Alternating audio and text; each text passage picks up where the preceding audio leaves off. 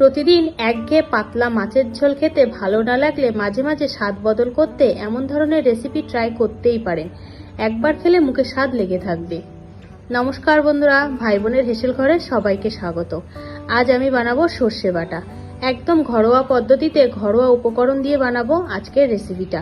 ভিডিওটি কেউ স্কিপ করবেন না, পুরো ভিডিওটি দেখার জন্য অনুরোধ রইল।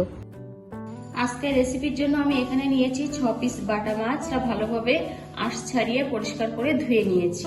এবার মাছটা ম্যারিনেট করব, তার জন্য একটা মিক্সিং বোল নিয়ে নিলাম। এর মধ্যে একে একে মাছগুলো দিয়ে দেব।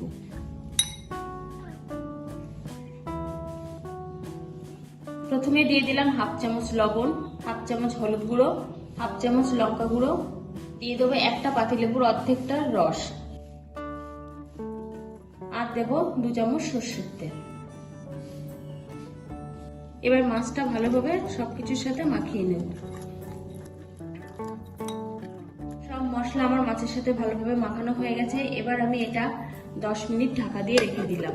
মাছটা আমার 10 মিনিট ম্যারিনেট করা থাকলো। ততক্ষণে আমি আজকের রেসিপির জন্য একটা মশলা বানিয়ে নেব। তার জন্য একটা ব্লেন্ডার জার নিয়ে নিলাম। এবার এই জারের মধ্যে দিয়ে দেবো 1 চামচ হলুদ সর্ষে, 1 চামচ কালো সর্ষে, 1 চামচ পোস্ত, 1 চামচ চারমগজ, স্বাদটাকে আরেকটু বাড়ানো এবং সুন্দর একটা ফ্লেভারের জন্য এখানে দিয়ে দেবো হাফ চামচ মৌরি ও 4টে এলাচ, আর দিয়ে দিলাম 8টা কাঁচা লঙ্কা ও কয়েক টুকরো আদা স্লাইস। দিয়ে দেবো সামান্য একটু জল আর হাফ চামচ লবণ। একটা মিহি পেস্ট বানিয়ে নেব। পেস্ট করা হয়ে গেছে। আমি দেখাচ্ছি মিশ্রণটা ঠিক কেমন হবে। ঠিক এমন একটা মিশ্রণ তৈরি করতে হবে। এখানে এই মশলার পরিমাণটা আমি 6 পিস মাছের পরিমাণ অনুযায়ী নিয়েছি। আপনারা চাইলে মাছ কম বেশি করলে মশলাটাও কম বেশি করতে পারেন। ম্যারিনেট করা মাছটাও এদিকে আমার 10 মিনিট হয়ে গেছে। ঢাকাটা খুলে নিলাম। এবার আমি এই মাছগুলো ভেজে নেব। এদিকে গ্যাসে কড়াই বসিয়ে দিয়েছি। এবার কড়াইতে আমি মাছ ভেজে নেওয়ার জন্য দিয়ে দেবো 4 চামচ মতো সরষের তেল।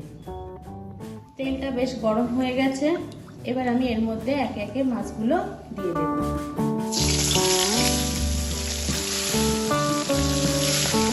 পিস মাছ একেবারে ভাজা যাবে না, সেই জন্য আমি 2 ব্যাচে ভেজে দেবো। 3টে করে আমি ভেজে নেব মাছগুলো।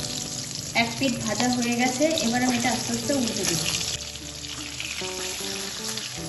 মাছগুলো সব আমার বাদামি বাদামি করে এপিট ওপিট ভালোভাবে ভাজা হয়ে গেছে। এবার আমি এগুলো তেল থেকে তুলে নেব। এবার এই তেলে আমি বাকি মাছগুলো দিয়ে দেব।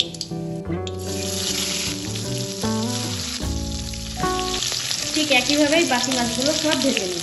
মাছগুলো সব আমার ভাজা কমপ্লিট হয়ে গেছে। এবার এখানে কড়াইতে যে তেলটা আমার আছে সেই তেলটাই আমার রান্নাটা হয়ে যাবে। এখানে আমি আর তেল অ্যাড করছি না। যদি আপনাদের তেল কম থাকে সেক্ষেত্রে আপনারা এখানে আবার একটু তেল অ্যাড করতে পারেন। এবার এই তেলের মধ্যে আমি 2টো শুকনো লঙ্কা এবং 1 চামচ কালো জিরে ফোড়ন দিয়ে দিলাম। ফোড়নটা তেলের সাথে একটু নাড়াচাড়া করে নেব। ফোড়নটা তেলের সাথে হালকা নাড়াচাড়া করে নিয়েছি। এবার আমি এর মধ্যে দিয়ে দেবো যে মশলার পেস্ট বানিয়েছিলাম সেই মশলার পেস্টটা। এবার এই মশলাটা তেলের সাথে ভালোভাবে কষিয়ে নেব।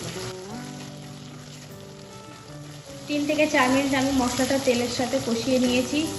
মশলার কাঁচা ভাবটা চলে গেছে। এবার আমি এর মধ্যে অ্যাড করবো কিছু গুঁড়ো মশলা। প্রথমে দিয়ে দেবো হাফ চামচ হলুদ গুঁড়ো, হাফ চামচ কাশ্মীরি লঙ্কা গুঁড়ো, হাফ চামচ জিরে গুঁড়ো, চামচ ধনে গুঁড়ো, চামচ গোলমরিচ গুঁড়ো, হাফ চামচ লবণ।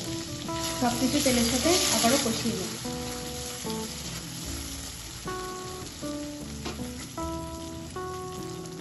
1 থেকে 1.5 মিনিট আমি মশলাটা ভালোভাবে কষিয়ে নিয়েছি। এবার আমি এর মধ্যে দিয়ে দেব 2 কাপ মতো জল।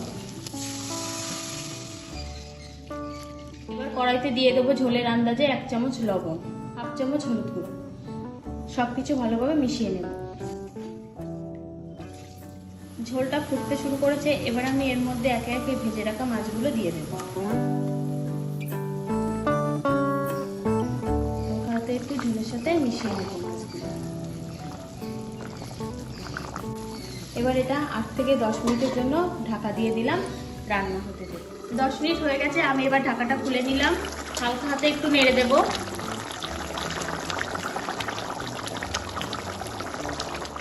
ঝোলটা কিন্তু একটু কমে এসেছে।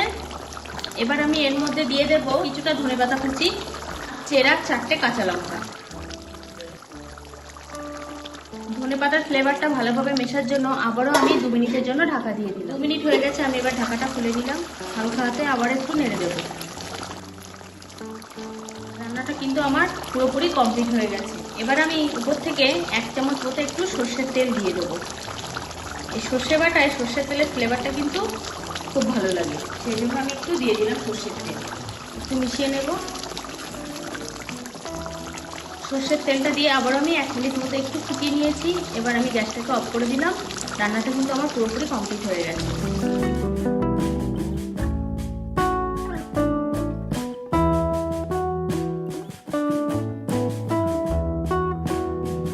রেডি হয়ে গেছে সর্ষে বাটা। এটা এখন গরম গরম ভাতের সাথে কিন্তু খেতে দারুণ লাগবে। আমি একদম সহজ পদ্ধতিতে ঘরোয়া উপকরণ দিয়েই বানিয়েছি আজকের রেসিপিটা। আপনারাও বাড়িতে এইভাবে অবশ্যই ট্রাই করবেন এবং কেমন হলো আমাকে কমেন্ট করে জানাতে ভুলবেন না কিন্তু। আজকের রেসিপিটা তাহলে এই পর্যন্ত। যে সকল নতুন বন্ধু আমার ইউটিউব চ্যানেল থেকে দেখছেন তারা অবশ্যই চ্যানেলটিকে সাবস্ক্রাইব করে দেবেন, আর যে সকল বন্ধুরা ফেসবুক থেকে দেখছেন তারা অবশ্যই ফেসবুক পেজটিকে ফলো করে দেবেন। আজ তাহলে এই পর্যন্ত, দেখা হচ্ছে পরের কোনো নতুন রেসিপিতে।